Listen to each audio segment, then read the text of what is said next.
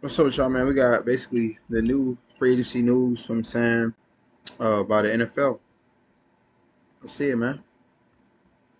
Free agency frenzy. Looking for a big-time target. It all starts right now. Who goes where? Big play, Greg G to the end zone. More But Murray Tyler? magic. Big time play by Zero. Let us not forget Ken Walker III. Wow, Marshawn Lattimore absolutely Oh, Marshawn? Malik I Willis doing it all. forgot they released him. Big catch by Big Mike.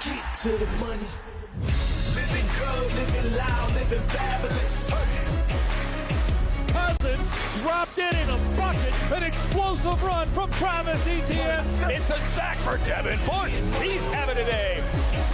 Money players, money time.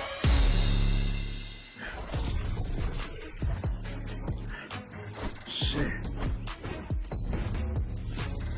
All right, welcome to the Insiders here on day 2 of the free agency frenzy. Patrick Claybon here in the NFL LA newsroom with our insiders. It's Tom Pelissero, Ian Rappaport, Judy Batista, as well as Mike Garafolo. And we start with the most important and breaking news coming into this newsroom today. Happy birthday, Judy. Thank you very Birthday, much. nigga. Couldn't think of a better way to spend it than Yes. free agency frenzy. We will I got a celebrate. few. Yeah. You sounded sarcastic. Yeah, that's- definitely a they didn't couple. mean that shit to him. There was no sarcasm there. We're going to celebrate there Judy's wasn't birthday the sarcasm. entire day. Unfortunately, there's this entire thing that we're going to have to do. So let me run through the news before you guys All right, bro, get yeah. back to everything. Get Here's to what it, comes man. into the We got newsroom all today, day. courtesy of our NFL Network insiders. We start with Geno So Smith. Geno Smith on the Jets again. Shit, I Headed don't back know. to Florham Park, the Raiders trading Geno and a future 7th-round pick to the Jets 7th for round a pick. 6th-rounder. Geno celebratory, So basically, going my to pick social media website, twitter.com, throwing up the prayer hands as he is right back in Florham Park. And we did find out he does right back because Ian highlighted a text exchange that he had with Geno today. And Braylon Allen, quoting Geno, "We ain't right back, though." But he is right back in New York. What is that, man? Elsewhere, Romeo Doubs to the New England Okay, Patriots. fair It's a enough. 4-year deal. Could be worth Then they got the Dobbs dude on the Patriots. Well, I mean, they did. You know, my boy Steph Diggs spurred to him. So I guess it's a new receiver from now. Their number 1 receiver. up to $68 million. Romeo Doubs on the way there. And also, not alone. It's the former Barrett Tucker going to the New York Jets. Yeah. This is coming courtesy of Ian, Mike, to and the Tom. Jets. The Patriots will get initially, access to Elijah Barrett Tucker. Could be up to $42 million over 3 years. Elsewhere in the division, it's an extension, a 3-year extension for tight end Dawson Knox since coming into the league in 2019. Knox has the 7th most touchdown receptions by a tight end. The Lions traded away In David history? Montgomery, and in comes Isaiah Pacheco to be Jahmyr Gibbs' running mate. Pacheco totaled Okay. 462 rushing yards. Damn, so they got, instead of Montgomery, they got Pacheco now. And then Pacheco went to, In the 2025 How y'all feel season. about that, bro? Super Bowl champion Jahan Dotson headed to the Falcons. He will be there on a Han left the Eagles to the Falcons. And he's going to be with Drake London, Kyle Pitts, and them. 2-year deal. That's coming in courtesy of Tom Pelissero. Okay. And former Green Bay I Packers mean, shout out to Han. I'm sure he'll probably get the ball a lot more now. So Elton Jenkins, that's good. having started at 4 of 5 positions on the offensive line, is set to sign with the Cleveland Browns, who had big needs on the offensive line coming that into the is. offseason with Yeah. no starters under contract. Sorry. Fortunately for us, we have our 4 starters, the Insiders. Take it away, Tom. Thank you very much, Patrick, and welcome inside with the Insiders. Tom Pelissero, Ian I'm gonna be honest Rappaport, with you, Judy bro. Batista, and Mike Garafolo. Let's start This off by isn't talking about great. the trade earlier today, Ian. Geno Smith going back to the Jets, a player who had become apparent in recent days was not going to be in Las Vegas. The fact that Jets trade for him, they adjust his contract. How did this entire thing come together? Yeah, we have known for several days that Geno Smith, really several weeks, that Geno Smith was not going to be the quarterback for the Las Vegas Raiders. Just a matter of how that departure came, and the Raiders held on to him, knowing that there was a possibility that a team would say, all right, let's just do this trade now. It's a late-round pick swap, no big deal. Just make sure that we get the guy. And of course, General Manager John Spytek and Darren Mucci have a close relationship. They have worked together. They were able to get this done, make sure that Geno got in the building in New York, took a physical, kept all that I quiet. don't So think the he's going to start because they got just deal, the trade became clear today. So really what this is the Raiders taking on the balance of Geno's contract. The Jets paid maybe a little more than they otherwise might have, doing a pick swap and ensuring that Geno does not become a free agent. And for the Jets, what they have is a really, really low cost, about $2 million, low cost option. We'll see if they add to the quarterback room. Still have Justin Fields under contract, but it's not putting the Jets down. They're not, paying the kind of money that would stop them from continuing to build this roster. And they also keep all of their options open for 2027, which is looming for a big year draft-wise. Basically a bridge quarterback, which is probably 2027, bro. This is actually the perfect setup for the Jets and for Geno Smith, who has had like the most bizarre career arc I can imagine. He was drafted by the Jets. He started however many games he started for the Jets. He was punched in the jaw by one of his teammates. He lost his starting job. Then he resurrected his career in Seattle. And now here we are. This is a pretty good fit for the Jets, though, incredibly, because he brings them competence, which is frankly something they have not had. A veteran presence who has played in the past at a high level, not last year, certainly at the Raiders, although that was certainly not all of his own doing. But in Seattle, he played at a Pro Bowl level in multiple seasons. He brings them steadiness. He's also a much more mature, steady player than he was when they drafted him. When he was a young kid, he has become more of a mentor-like figure. They need all of that in the Jets locker room. They need it in a quarterback room that frankly has been dysfunctional for a number of years now. Whoever they bring in, he will be part of that. But he is the perfect bridge I think Geno Smith will actually be the best Jets quarterback to get them through 2026 and then to lead to 2027 when we are anticipating it will be a very strong quarterback draft class. Teams can't announce these things on social media, so they allude to them. The Jets putting out "Take Me Home," "Country Road" to the guy that played at West Virginia. Sam Block at the Block Spot on X earlier posted this from Geno Smith to Matt Sims, Michael Vick, Ryan Fitzpatrick, Bryce Petty, Josh McCown, Sam Darnold, Trevor Siemian, Luke Falk, Joe Flacco. They keep going. Brady Cook, and the Jets are back to Geno Smith. To which our friend Peter Schrager replied, "Not to be the editor of your tweet, but where's Christian Hackenberg?" Oh, it's been a ride for the Jets from Geno Smith to Geno Smith, and the ride's going to continue. I have a lot of Jet fan friends, and I heard from them all today. They're not overly thrilled, but in this spot, Geno Smith was an option for a few teams. I know the Vikings were potentially doing some work on Geno Smith. I know we tied Kyler Murray to Minnesota, but the teams have done work on Geno Smith, who played relatively well in the last couple years, not so great for the Raiders last season, and for this price, for the price that they paid to move back 20 slots and pay a minimum deal. Why not? Ian is going furious. Have we got something, Ian? When we have, you guys talk, and we have something, we'll say. It's very distracting. It's actually your turn to talk. I understand. I hear you. It's free agency frenzy. All right, I'll take a break from typing. Let's talk about the quarterback market. What do you want to know? Supposed to be doing. How can I help? Well, you? we've got a couple teams left. We got some quarterbacks. Kyler Murray. Would you like to be engaged on the show, Ian? Do you need to go? You can step out of the room if you'd like. Sometimes we have news. All right, here I'll talk about Kyler Murray because I was getting impressed like my 5th grade math teacher. Talking about all the quarterbacks and where they're going, and the fact that Kyler Murray is still out there is at least noteworthy, kind of making people wonder why have the Arizona Cardinals not done the similar thing from what the Raiders and the Jets did? Why not just Kirk Cousins, Kyler Murray, Daniel Jones, and Aaron Rodgers on our own team? Trade him to the Minnesota Vikings. Contract is different. First of all, he's do a lot more money. Well, not on a different team. Geno Smith They're still on the same team. Also, he's $20 million. I don't know if Daniel Jones is going to play because he injured, so I don't know what team he's going to. The Rodgers dude, I ain't going to lie, bro. I don't really know that many teams that don't have a quarterback, but like, yeah, I'm gonna be honest with you. Guaranteed next year if his contract stands. So they probably just gonna go with the same team. Neither side could have that one. Kyler not going to do it, so he is expected to be released. Then the Minnesota Vikings will for sure take a look at that. But look, there's mutual interest here, and I would also echo what you said, Tom, on Good Morning Football, which is Kyler is going to take his time and try to have some conversations with teams, maybe do a little fact-finding before he figures out where he is going to go next. I know we have that lower third saying unresolved quarterback market. It doesn't really feel that unresolved. I mean, Daniel Jones has been transition tagged by the Indianapolis Colts, and they're still working toward getting a long-term deal done. So that doesn't really feel unresolved. I mean, Aaron Rodgers is still out there, but we know that it's sort of Pittsburgh or retirement for Aaron Rodgers. It's almost impossible to imagine that he would decide. They're just saying stuff. They're literally going to be on the exact same and then thing try to go somewhere else at this point. So that's one or the other. There's no deadline. They're waiting for Aaron Rodgers. And Kirk Cousins, it would seem like, is probably going to wait it out and see if there's an injury and a team makes him an offer. And Kyler Murray is going to be somewhere as soon as he is available to be somewhere. So it doesn't really feel like, it feels like when Geno Smith got traded to the Jets, believe it or not, that sort of wrapped up a lot of the unresolved part of this part of the quarterback market. There's obviously backup quarterbacks, but I feel like for the starting quarterback level guys, it's pretty much resolved. Backup quarterbacks that are Aaron Rodgers, Daniel Jones, Russell Wilson, Joe Flacco, Carson Wentz, who, by the way, I should have just mentioned him when I did that Jets rip recently. He is in play. He's got the history with Frank Reich, so he is in play. Ian talked about them still adding there, so he's a possibility. Where did I leave off? Jimmy Garoppolo, Tyrod Taylor, Teddy Bridgewater. I mean, there's guys here that have started games before. So, Judy, when you talk about Kirk Cousins waiting, some of these guys Bridgewater is still in the NFL. Are going to have to wait at some point if they want a reasonable shot to see the field here. So we'll see who takes these last couple of chairs that are remaining, whether they're competition jobs or immediate backup jobs here that are available over the next couple of days, or who sits back. And again, I fully believe from the start that Cousins would be the guy that would kind of sit there and wait and see what develops here. I had mentioned on the air last night that the Steelers had done at least some preliminary work, because if they don't get Aaron Rodgers back, they need to know which way are they going to then potentially pivot. So let's keep an eye on a lot of these guys. I think you're going to have some that are waiting through the draft, if not beyond.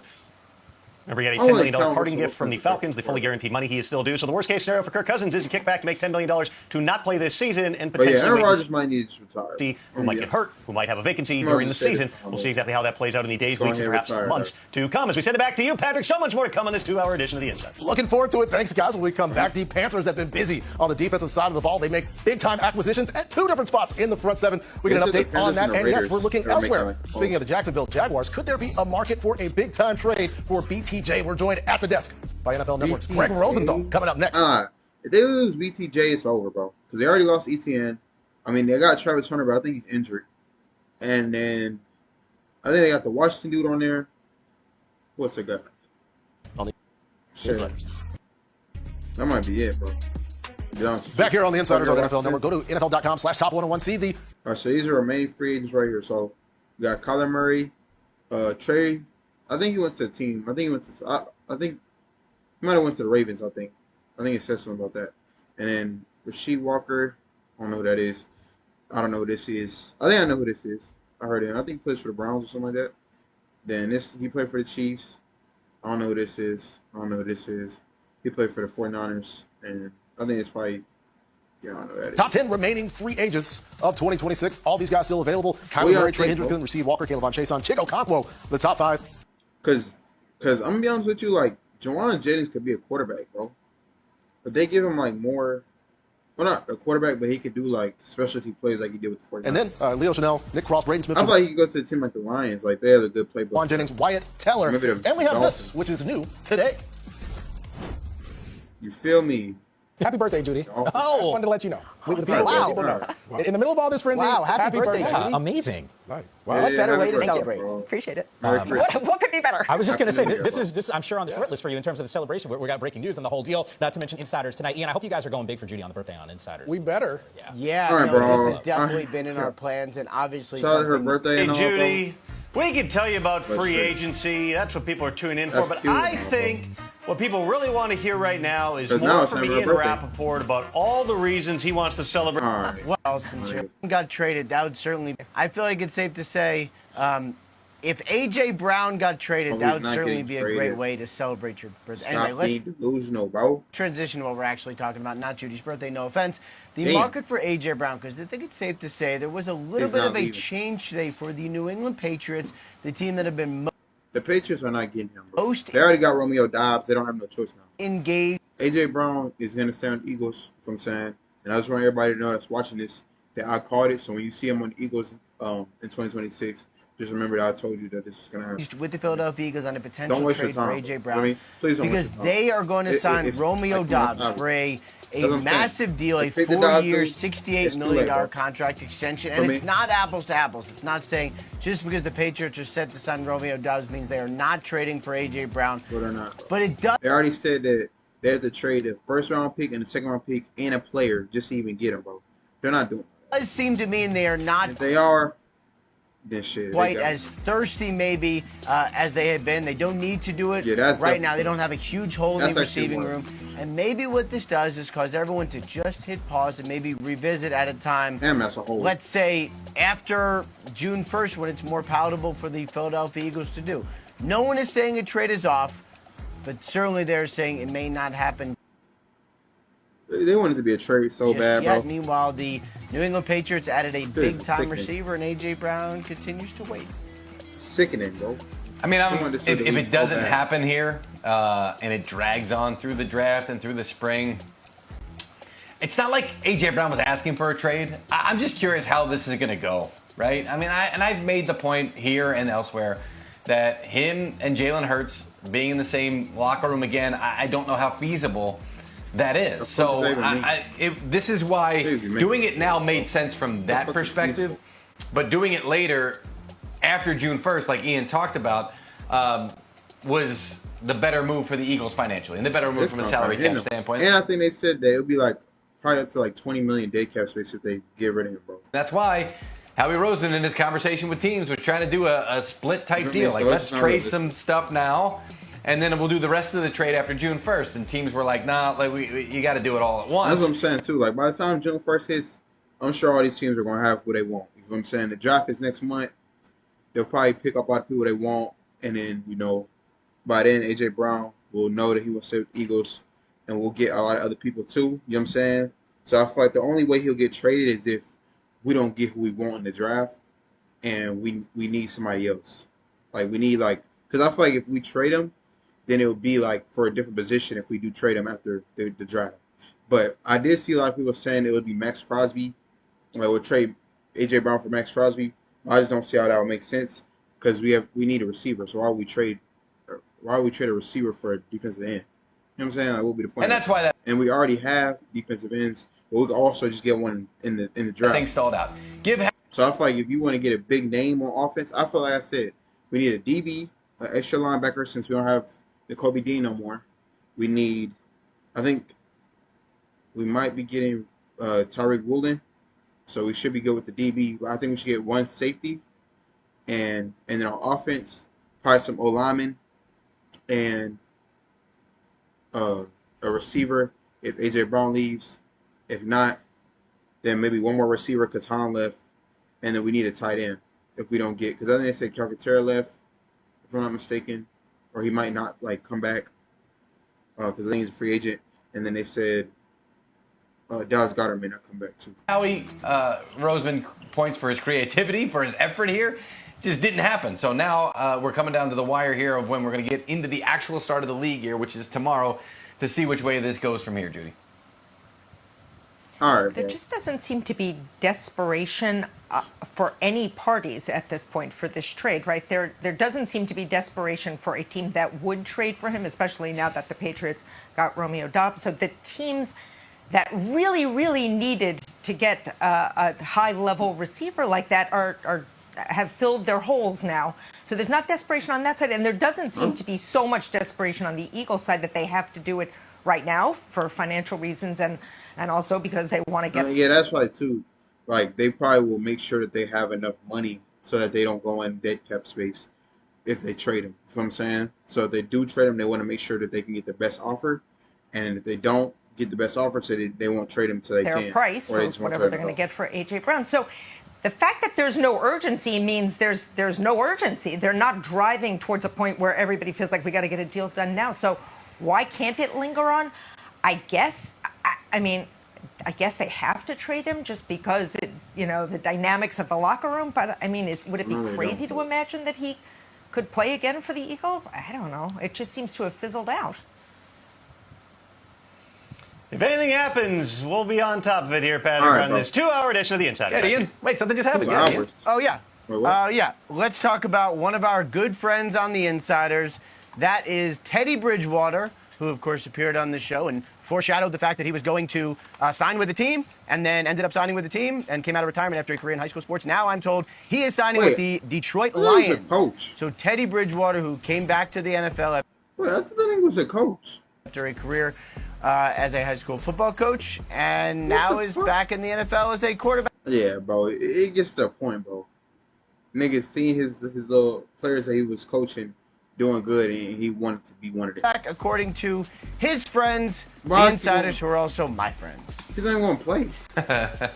You niggas just be bored. I ain't going to lie. Appreciate that, guys. First, like me, I can't blame him because if I was in the NFL, I probably would do stuff like this too. Thank you, Tom, Ian, Judy, Mike. Speaking of Mikes, Mike Evans headed to the other Bay Area. What will things be like with Mike Evans playing for the San Francisco 49ers? What about the other matchups? How will they impact us in a fantasy world? Michael F. Florio joins me on the set next on NFL Network. Damn. Back here on the Insiders on NFL Network, here's what's coming in new today. A new team for the former Brown, former Jag, Greg Newsome, agreed to a one-year But Newsome dude's on the contract with the New York Giants. Had a trade deadline deal that sent him to Jacksonville last year. And a big announcement coming from the Los Angeles Chargers, headquartered here, just a couple miles away in El Segundo. Cole Strange will be signed with the Chargers. Will play guard on that offensive line that had so many problems a season ago. Let's go inside with Fantasy Live, and it's my fellow host of NFL Fantasy Live, Michael F. Florio, joining us here on the Insiders. We'll actually be all back together for a free agency frenzy edition of the show coming up on March 18th. But we have to go through some of your favorite fantasy fits, or just your view of some of the fantasy fits with the big deals here. We got to start with Mike Evans. How are things going to look in Santa Clara? One of my favorite fantasy fits is what you're rocking right now. But with Mike Evans, I think this was his best landing spot, right? Or of the realistic ones, I think it was the best one because the metrics were declining a bit last year for Mike Evans. How much of that was injury related? How much of that was Baker Mayfield fading down the stretch? I'm not sure. But I think you could argue that at the worst, this is a lateral quarterback move. Maybe a little bit better depending on how you feel about the two quarterbacks involved. But what it really is a huge system upgrade. We've seen Kyle Shanahan elevate wide receivers for years now. And Evans will be the clear-cut top target, especially with George Kittle not there at least to start the year. Especially in the red zone, I expect him to get a lot of usage there. So his landing spot, I think, was greatly going to determine how we value him in fantasy. I think he remains a wide receiver, too, who will have some weeks where he catches like 2 touchdowns, and he finishes as a wide receiver 1. Nice outlook for Mike Evans. We talked a lot about Packers receivers over the course of the past few years. I mean, it's always been Romeo Doubs. Dobbs as a guy you want in a group where there's a lot of talent in different spaces. Is Romeo Dobbs in a similar situation now with New England? How do you see that going? I think this was a really good thing for Romeo Dobbs, who last week on this show I was like, I think he's going to get paid more than a lot of people think, and then he got a bag. But rightfully so, because last season he posted career highs in yards, passer rating when targeted, catch rate, yards per route, target. The list goes on and on. I think Dobbs is a really talented wide receiver. He can play the X. He's a really good run blocker. He's versatile. He can move around, but he can do stuff like that, win in the red zone, and he's shown that he can also win downfield. So why weren't his stats really eye-popping? Well, the Packers are a run-first team. They throw the ball at one of the lowest rates in the NFL, and they had a very crowded wide receiver room. The Patriots really needed a wide receiver to step up with no Stephon Diggs there, so I think Dobbs will get the opportunity to be their top target. And we could, just that right there, we could see even more downfield usage, I think, because that was Drake May's specialty last year. So I think Dobbs could surprise. Yeah, the volume options for Romeo Dobbs, looking forward to that. And for years, we've wanted an explosive and imaginative runner in the backfield with Patrick Mahomes. They went and got probably the most imaginative runner we have in the league. Mike. Yeah, I love this fit for Kenneth Walker. Last week on this show, I said my dream fit for both sides was Walker to the Chiefs. I know I wasn't the only one saying that, but I think everyone, Patrick, is getting lost, right? They're remembering the Super Bowl run. They're forgetting how frustrating it was last season to have Kenneth Walker in fantasy. Now he goes somewhere where he could be the clear-cut lead back, potentially a three-down back, and Andy Reid is so good at designing touches out of the backfield through the passing game for his running backs. I think that Kenneth Walker, if you do that, right, you just want to put the ball in his hands as much as possible because he is so explosive, but right now it's him and Brashard Smith as the only backs there. I'm just hoping they don't bring in Kareem Hunt to kind of be the Kenneth Walker's, the Zach Charbonnet, especially near the goal line, but I think the arrow is pointing firmly up for Kenneth Walker. So big things up for Kenneth Walker, one of the top running back targets. We're also expecting Travis Etienne to have interest in a whole lot of places. Ends up in New Orleans. How do you see that look? I like it, depending on what happens with Alvin Kamara, because last season, Travis Etienne just straight up outperformed Alvin Kamara on a per-touch basis. He averaged more yards per carry, a higher explosive run rate, more yards before and after contact, more missed tackles, and he was better as a pass catcher as well, which has always been Kamara's bread and butter. So I think Etienne is a rock-solid RB2 with the Saints, who I expect to feed him a ton of volume, but if they do move on from Kamara, he could easily volume his way into some RB1 finishes a couple weeks ago. That's the great thing about free agency. It seems like we have so many more fantasy relevant players. Everybody has hope. No, we hope to be back with Michael F. Florio as more Insiders comes on. And yeah, speaking of coming back, Geno Smith is back. This is not Photoshop. What thing is going to be like another hour of Insiders on the way on the NFL Network?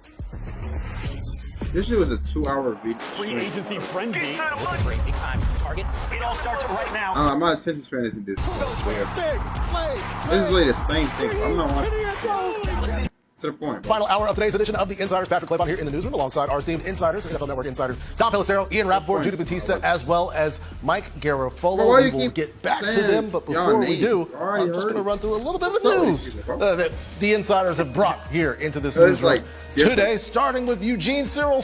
I know they didn't just tell me the same shit. I know that this shit is not the same exact thing.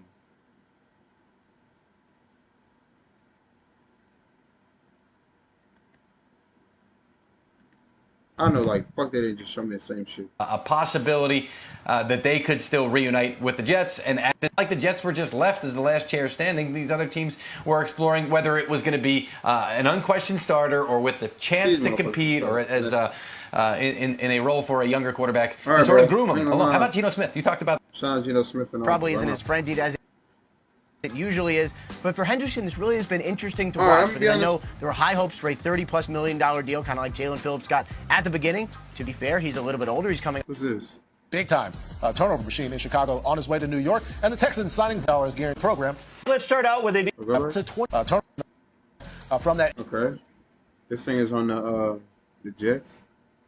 Okay.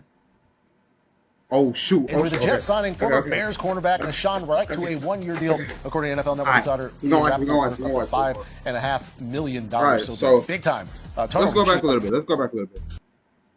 As Cam is not just aren't going to be as attractive as he thought from a financial standpoint right now.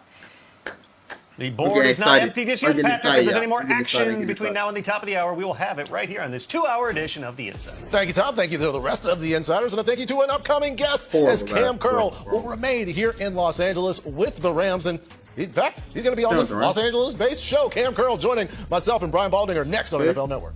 The Curl flat dude? Okay. Back here on the Insiders, this was coming in new today to our NFL LA newsroom. We start with the Falcons signing wide receiver, former Super Bowl champion Jahan. He comes back of the Eagles will now be headed to Atlanta, perhaps, to play with Tua Tagovailoa, Michael Penix Jr., whenever he comes back from that injury. The Jets signing former Bears cornerback Deshaun RIQ to a one-year deal, according to NFL Network Insider. Ian Rappaport worth up to $5.5 million. Only $5 million. Big time turnover machine in Chicago on his way to New York. This nigga got literally 5 times as much money as the Texans signing Braden Smith to a 2-year deal worth up to $25 million. $13.5 million guaranteed, according to our insiders, Ian Rappaport, Tom Pelissero, Mike Garofalo, as well as Judy Batista, who will now take back over the program, named after them. Thank you. That was a heck of an intro there, Patrick. Mike, let's start out with a deal that came down, I believe, right before or during this show. RIQ Woolen, the Seahawks cornerback, headed to the Eagles. The first Hey, I ain't gonna lie, this made me so happy when I woke up in the morning, bro. You know what I'm saying? I just wanna talk to my boy Howie real quick. You know what I'm saying? You know what I'm saying? Howie, if you're seeing this, I just want you to know that you're amazing. What are you? Head coach, whatever you are.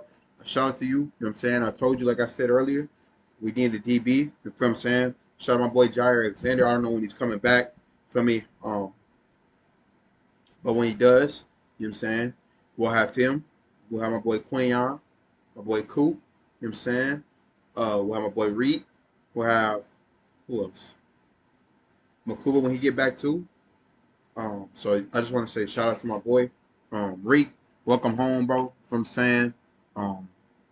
Hopefully I can meet you when I end up going down there in July to the practices. You know what I'm saying?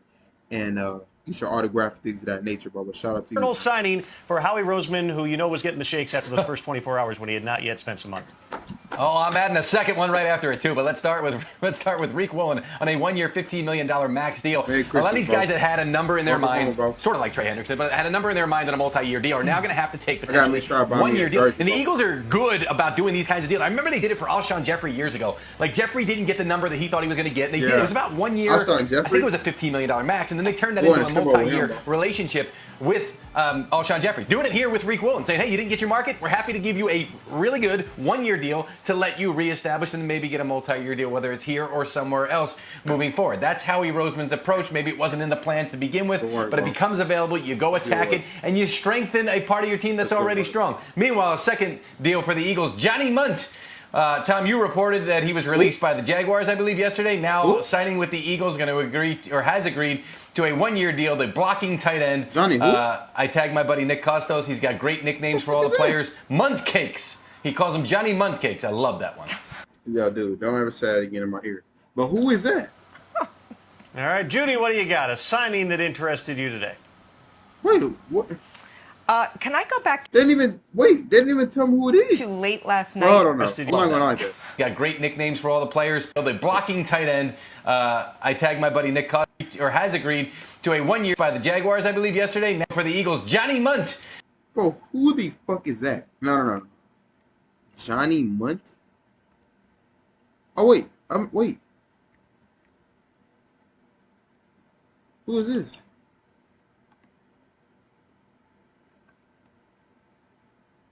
Who the fuck is this? Hey, nigga, hey. Shout out to you, bro. Hope you do great on my team, man. That's all I gotta say.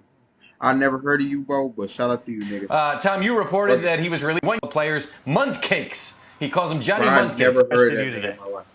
But shout out to him.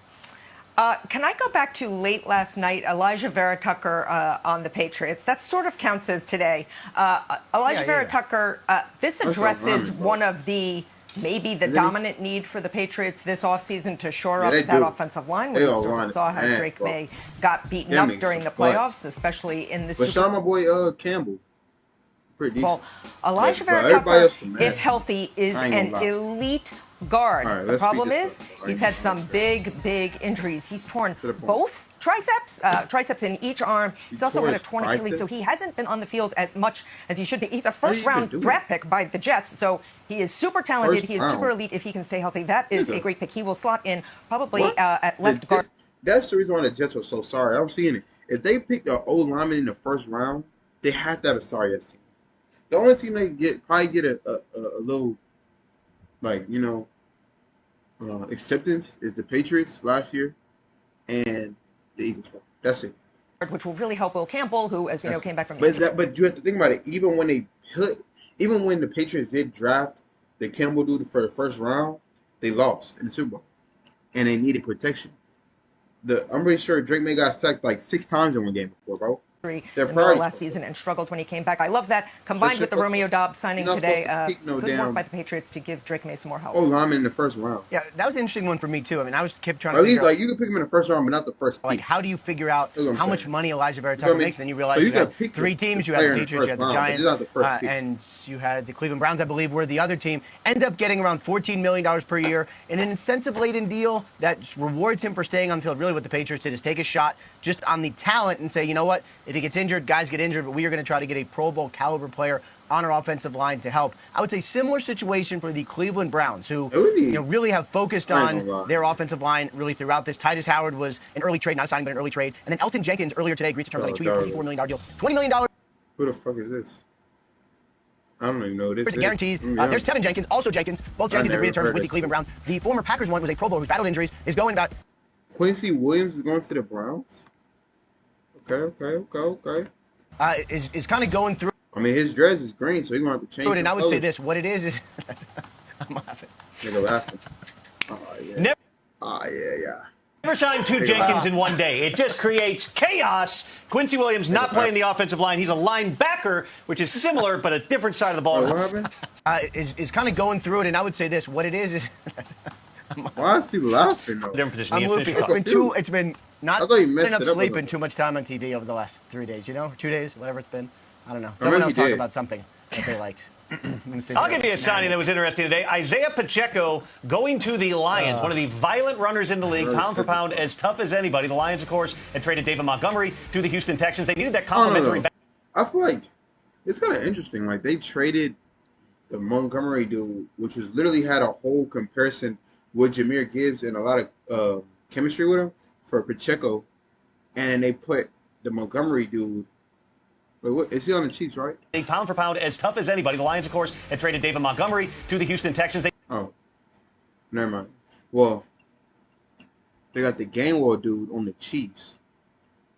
I don't know. Needed that complimentary back to Jahmyr Gibbs. Now, different body types. Pacheco not quite as rocked up as David Montgomery, but in terms of his play style, it's a perfect fit for a coach in Dan Campbell, an offensive coordinator Drew Petzing, who have the goal of getting back and playing that physical brand of Lions football. Which takes us, Mike, to another question. Imagine here. like, what's that? I don't know what it's called, but when they have the quarterback and then two running backs, and they have that with them too. Which is of the players that are still available in free agency. They're the fastest running back in the league and the hardest running back in the league. See any position? Who is somebody that jumps out at you? You know? How about Rachaad White? We'll stay at the running back position, the highest ranked running back left on Greg Rosenthal's list of free agents on NFL.com. Go check that out. I'm going to slow it down a little bit. There'll be versatility. Show them my versatility, you know what I'm saying? You got to slow it down. Rachaad White for Tampa did a great job the last couple of years, I thought. Was able to run the football, catch the ball out of the backfield, had a 1,500-yard total yard season a couple of years ago. Bucky Irving, Sean Tucker used last year. I always thought Rachaad White was really good as a versatile player. He can also pass protect as well, really well. So, teams are going to be looking at him here as we get into tonight, potentially into tomorrow. I would expect Rachaad White's going to have a new home in the near future. Ian's got his finger up. What do you got? Yeah, just a deal that came together in the last couple of days, something I know we've all been tracking. Cam Hayward has a new short-term extension, guarantees this year, 2 years, $32.25 million. Now, I know that some teams were calling the Steelers, wondering what they're going to do with him. Cam wanted a little bit of a raise. He wanted some security, just based on 30-something years old, almost 40. But the way he plays certainly does not speak to that, so he wanted a little bit of a reward. The Steelers figured out a solution here. He has met with Steelers brass. They want him there, Patrick, and they make sure that that is the case. Cam Hayward back in the fold. Not that he ever left in Pittsburgh. That's what I'm saying. Great news. Thank you. Great reporting from our insiders. As Ian Rappaport, my favorite Rappaport quote of the day. Somebody else say something. It's time to go inside with Fantasy Live. We did get the report. Congratulations to Cam Hayward and the Steelers. As Michael F. Florio is back here to talk some fantasy fits, which we enjoy doing. Let's start with the new quarterback, same as the old quarterback in Florham Park. Geno Smith back to the Jets. Are the Jets going to have multiple fantasy viable players, Mike? All right, bro. Does this mean the Jets are back? He's got everybody's writing back. This was the best, I think, move considering the realistic outcomes, like possibilities for the Jets to make. Because I think he was the best realistic quarterback in the league. Because it doesn't sound like Kyler Murray was going to be heading to Florham Park. So the Jets, right? Like Geno Smith took a step back last year, but he was still better than what the Jets had, noticeably on passes out wide and downfield. So of the Jets that you were targeting, Gary Wilson being one of the main. Jets definitely getting off their players too. they definitely need to have some rebuilding this season, bro. Because them niggas some bust. That is a good thing for him, right? Higher quality passes, higher quality targets going downfield, and to where he lines up a lot outside. You also got to wonder how much of Geno's struggles that were on the Raiders' offensive line. I might not want to. I'm wearing Jets green, but I might not want to draft the Jets. But Breece Hall and Garrett Wilson, this is a great thing for him. Yeah, total ultimate failure collapse by the Las Vegas Raiders. Difficult to evaluate because we do have multiple seasons of evidence that Geno and still was trying to get buckets on a team where the buckets were not there to get. And that's how you lead the league in interceptions. So good luck to Geno and the Jets. We just heard Mike talk about the violence, the passion, something that we enjoy talking about with Isaiah Pacheco. Not a threat, right, to take carries away from Jahmyr Gibbs. What do you think things will look like in Detroit for Pacheco? Well, one, I'm sorry for the turf in Detroit because it's going to pay a big price with Pacheco running there. I came on the show last week and was like, I'm not ready to write him off quite yet because I wasn't sure how much of his struggles was on the Chiefs' O-line because on a per-carry basis, he led them in yards per carry, explosive run rate, yards before contact. But I agree. I don't think he is a threat to Jahmyr Gibbs. I think he could be what David Montgomery was in the second half of last season, which is like a change of pace power back who is more of a handcuff than a standalone fantasy value. But so, yeah, we're going to be talking about Jahmyr Gibbs as 1.1. Like, this new season is going to be so weird, bro. Like, just seeing all these different players on different teams. Actually, a lot this summer. And then, like, the fantasies. Because this is like about fantasy, so just imagine all these fantasy. You got Pacheco on the Lions, Romeo Doubs on the Patriots. You know what I'm saying? And I think he's going to be feuding with another running back he's highly close to, who also happens to lose. And then it's like certain people you can't no longer put bets on because they're not on the same. It's going to be all Jahmyr and all Bijan Robinson. As we see Tyler Algier make his way to the desert. And in Arizona for so many years, it's been, well, James Conner is going to be the top fantasy scorer. But then we finally see the injuries catch up. Now there's Tyler Algier. Is it now Tyler Algier, your first Cardinal that you would like? I think so. I do think we're going to see a camp battle, and I'm hoping we don't get the nightmare scenario where Algier, Conner, and Trey Benson are all involved because that would just be brutal for fantasy purposes. But I've always been a James Conner stan. He's going to be 31, though. He's coming off of another injury. And while it was only 3 games, very small sample size, his metrics were really down. So we got to worry if the age cliff fall off was kind of there. Tyler Algier has one season where he wasn't playing behind Bijan Robinson, and he ran for over 1,000 yards that year. Just last season, he had a career high in touchdowns. I think he's one of the best power runners in the NFL, so he is my favorite of this Cardinal bunch because I can see a world where he is getting the goal line work and a heavy portion of early down carries. But even so, as of today, March, a lot could change. I don't think you could value him anything more than an RB3 or a flex option because of those other presence there. You want to talk about change within the fantasy football season? The folks who drafted and held on to Rico Dowdle and then had that 3-week explosion that changed the fantasy landscape. Now we see Rico Dowdle on his way to the Steelers, where Jalen Warren perhaps the biggest threat. What do you see for Rico in Pittsburgh? Look, as our own Laquan Jones pointed out on our podcast, the NFL Fantasy Football Show, this is a reunion with Mike McCarthy for Rico Dowdle. And I know if you look at the stats, the last few years have been kind of similar for Rico Dowdle. But like Patrick, like you just said, like that was really 3 games that really pushed his stats up last year. So I'd argue Rico's best season in the NFL came in Dallas with Mike McCarthy. I think we get a committee here, but it might be the opposite of last season where Jalen Warren was getting a lot of the early down work and then Kenneth Gainwell was getting all of the passing downs. I think we could see Rico Dowdle as the early down back and Jalen Warren more as the passing down back, which I think he is better suited for. There will be spike weeks due to all of these explosive runs that Rico Dowdle have, but ultimately I do think him and Jalen Warren eat off of each other's plays, kind of makes them RB3s. We don't know who the quarterback is. I think we have an idea though. As of today, I don't find myself really wanting to draft many Steelers. I just love that collectively that we all expect this to be dragged out and just like last year. Yeah, and we'll see. We'll see how things go for the aforementioned, not mentioned quarterback. Let's go to because you mentioned Kenny G. Kenny G finds his way to the Buccaneers, a 2-year, $14 million deal. Great. Kenneth Gainwell went to the Buccaneers.